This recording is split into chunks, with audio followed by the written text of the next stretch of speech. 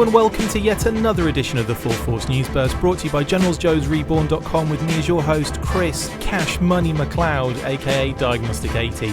Joining me to talk about the news that Hasbro are looking at a G.I. Joe TV series having recently acquired Entertainment One for $4 billion cash is Justin. My rates just went up, Bell. So without further ado, let's get stuck into my wallet and pay Justin for this news burst.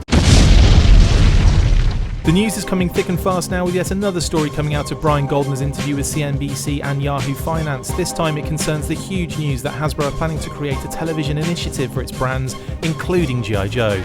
The toy giant recently acquired Entertainment One and all of its assets for a whopping $4 billion cash. Those assets include a plethora of brands like Peppa Pig, PJ Masks, and a global film and TV production and distribution business. The acquisition also includes their music production wing and Death Row Records, which is just hilarious to me, but would allow Hasbro the luxury of utilising music from a number of areas for their own entertainment purposes. Hasbro stated that they are in active discussions with E1 to bring new initiatives based on several Hasbro brands to television. Goldner stated that clearly, we have a raft of those brands. We own nearly 1,500 brands, but if you think about all of the brands we have in Dungeons & Dragons and Magic the Gathering and G.I. Joe and others, we saw the opportunity to bring those brands to life. Stop saying brands, Brian. This is an exciting prospect and probably something we won't see the upshot of until after the Snake Eyes movie, but all in all, this is definitely something to look forward to in the future. Justin, this was a huge move on Hasbro's part to acquire another giant group of assets, $4 billion in cash no less. Do you see this as a positive move for Hasbro in their quest to become an entertainment giant? I think it's a step in the right direction. I mean, it shows, some commitment to broadening their entertainment platform. So I think, I'd never really heard of Entertainment One before the news broke, although I'm familiar with certainly some of their brands, especially Peppa Pig. My daughters used to watch that damn show all the time. But yeah, I mean, I think it definitely shows some sort of commitment to leveraging an already built-in skill set within Entertainment One to help leverage some of their properties and put them to TV and become more of an entertainment conglomerate, so to speak. Do you think they're kind of almost competing with Disney at this point? I think they've got a long way to go before they get there, but I think that's kind of what's in the back of their mind. Sure, I think they want to have, or anybody wants some similar, footprint that Disney has. So that might be something they've got in mind. I think they've got a ways to go before they're even close to that. But like a couple of weeks or something, right? Yeah, let them buy like about 80 more, $4 billion companies, and maybe they'll be there. Maybe. It does. It feels like, I mean, you can acquire as many brands as you want, but if maybe those brands aren't, say, like at the top of the pile, then it doesn't really always make much sense. But I think with the Entertainment One, there's way more than just a few toy brands here, and kind of there's TV, there's music, there's all sorts of business. There's a ton of stuff that comes along with this, and obviously $4 billion. You think, whoa, that's a lot. But I think for what they've actually acquired here is actually quite impressive. And if you can and you have got the money to do it, then I suppose that's how you progress and how you build and how you get bigger. A bit of a worry that they're becoming massive to the point of, I don't know, just it gets to some. I suppose it does get to the point of Disney eventually. But does it excite you to hear that we could be seeing a lot more series-based live action or even animated streaming content based on Hasbro brands in the future? Oh, for sure, yeah. I mean, it's always a cool side effect of things like this, and I would think, especially as far as G.I. Joe goes, and with the Snake Eyes movie coming out, it seems like it'd be the perfect opportunity for them to really sort of branch into some kind of television production, potentially animated. I don't know. I'm not sure where their perspective on G.I. Joe is these days, but anything, whether it's animated or live action, it'd be a really amazing kind of tie-in and a way to draw kind of streaming audiences into films. And as we've seen with Disney Plus and Marvel Studios, there is a renewed focus on doing streaming and series-based programming to appeal to viewers in a way that apparently they don't believe cinema can do alone. So, and I think that's a big key part of what their long-term strategy will be. Could you see Hasbro starting their own streaming service down the line, like Hasflix or NetBro? It's got to be NetBro. It can't be Hasflix. NetBro is the way to go.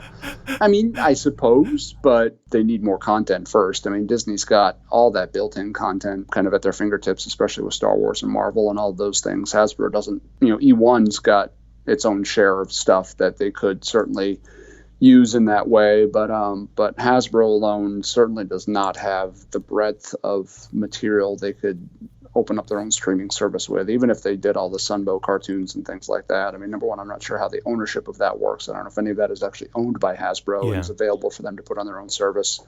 But even if it were, I don't think they've got enough to kind of launch their own streaming service yet. They'd have to come up with a lot more enticement in order to do that. Well, there's been a lot of talk about Paramount and Netflix combined doing a deal, having this, and obviously the connection with Paramount.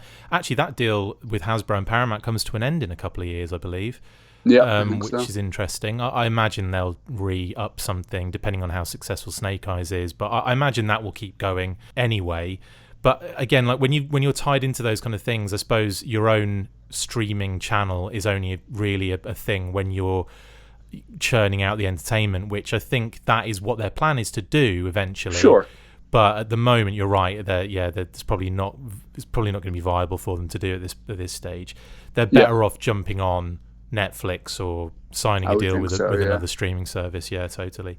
With that in mind, are you excited to finally get G.I. Joe at your fingertips again? Like maybe some of the old TV series, some of the old, the old Sunbow cartoons and all of the stuff that's happened since, Yeah, I mean, most of that stuff is available in various formats now. Is it Tubi? I think Tubi has it at the moment. I think. But yeah, I mean, it's always cool when you can kind of snap your fingers and open an app and be able to watch any cartoon you wanted to. I still remember back in the day, sitting in front of the TV after school and watching the credits and just hoping that my favorite episode was going to be on that particular afternoon, and then always getting disappointed when it was like Bazooka saw a sea serpent or something like that. But streaming wasn't as good back in the 1840s, though, was it? No, it wasn't quite as good. Yeah, something. You're like 2 years older than me or something like that. In any case, Justin, thanks for jumping on and chatting. Sure. I always end on a light note. That's what I try and do. I always try and make a horrible joke at our guest's expense or our co-host's expense just to lighten the load. In any case, actually, this is a positive story, and I think that I'm certainly looking forward to any kind of G.I. Joe TV series based kind of thing. I mean, it could be great. I think animated would probably be I think I'd be more on board with an animated one at this stage. I think that would be probably a better in than a live action one, because when you're talking live action, I mean, the price goes up even more when you're talking about actors and sets and scenes and effects. At least with an animated series, you can kind of contain a lot of the pricing into just animating and the voiceover. So, done. In any case, Justin, thanks for jumping on. I really appreciate it, bud. Sure, you're welcome. Again, that's it for this instalment of the Full Force News Burst. Thank you to my awesome co-host, Justin Bell. See you next time, and as always, Full Force. Make sure you get involved with the discussion by liking, sharing and commenting on these videos, and as always you can keep up with the show after listening by following on Twitter @The Full Force, liking the Facebook page facebook.com/The Full Force, and if you would like to contact the show you can message us on either of those platforms with feedback or questions. We have also started a Patreon page, so if you want to see your name up in lights on these videos or enjoy exclusive bonus content, then check out patreon.com/The Full Force Podcast, or click the link on any of the posts this podcast appears in. Full Force.